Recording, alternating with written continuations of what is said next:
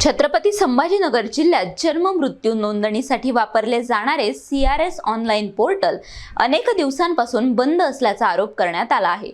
त्यामुळे विद्यार्थी, ग्रामस्थ आणि ग्रामपंचायत प्रशासनाला मोठ्या अडचणींचा सामना करावा लागत आहे। CRS पोर्टल बंद असल्याने सावळदबारा, सोयगाव आणि सिल्लोड तालुक्यातील ग्रामपंचायत कार्यालयांमध्ये जन्म मृत्यू दाखले प्रलंबित राहिले असून नागरिकांच्या रांगा लागत आहेत।